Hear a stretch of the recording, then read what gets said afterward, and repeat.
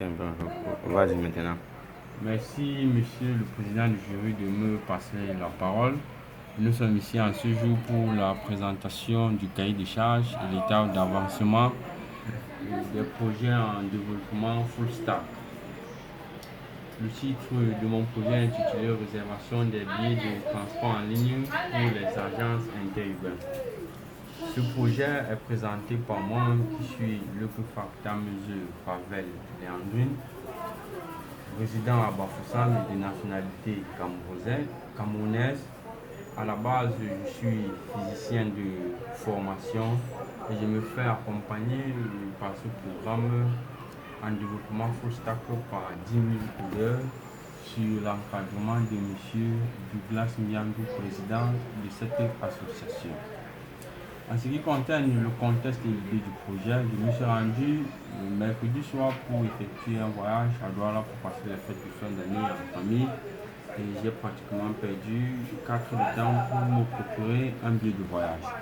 Et lors de l'achat de mon billet de voyage, je me suis rapproché du guichetier pour savoir. J'ai posé la question au guichetier pour savoir si on ne dispose pas un système de réservation de billets en ligne de telle sorte que les employeurs et ceux qui n'ont pas le temps en venir puissent directement réserver leurs billets en ligne et revenir tout simplement le soir pour voyager. Il m'a dit non. Et que généralement, lorsque certains clients appellent pour qu'on réserve leur place et afin de venir, ils ne viennent pas régler le côté financier. Du coup, le bus voyage parfois vide.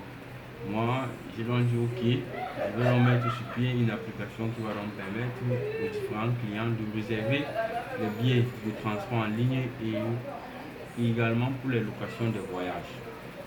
En effet, une réservation sera confirmée si et seulement si le client a payé son ticket de transport via Orange Money ou MTN Mobile Money.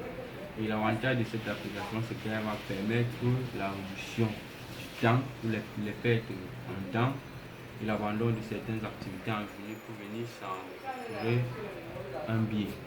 Comme méthode, nous allons utiliser la méthode de modélisation UML et dans cette modélisation, nous avons identifié deux acteurs, à savoir le client et le chef d'agence. Ici, le client aura d'abord comme première opération s'enregistrer. Après avoir effectué son enregistrement, il pourra effectuer soit une réservation pour louer un bus, soit une réservation pour acheter un billet ou plusieurs billets. Et tout ceci doit se réaliser via l'authentification. Donc, toutes ces opérations sont réalisables si le client s'authentifie. Et par la suite, nous avons le chef d'agence qui aura d'abord pour but, chaque matin lorsqu'il arrive, il essaie de faire le bilan des différents bus disponibles. En fonction de ces bus disponibles, il pourra ainsi créer les différents voyages. Il pourra supprimer un voyage, il pourra modifier un voyage, il pourra valider un voyage et par la suite imprimer les bordereaux du voyage.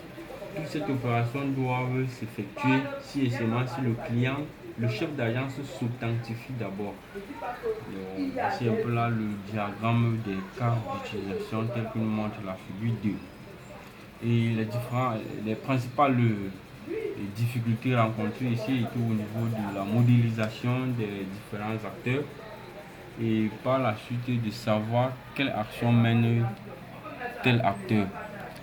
Et passé ce côté, nous avons également eu les difficultés à utiliser un logiciel de modélisation fiable, puisque nous avons d'abord utilisé Visual Paradigm, mais l'inconvénient de ce logiciel résidait au niveau de la beauté et de l'esthétique des diagrammes des cas d'utilisation de classe. Et lors de nos différentes recherches sur Google, nous sommes tombés sur StarUML et c'est grâce à ce logiciel que nous avons implémenté ce diagramme de cas d'utilisation. Merci pour votre aimable attention. Je suis disposé aux différentes remarques et suggestions dans le but d'améliorer ce cahier de charges.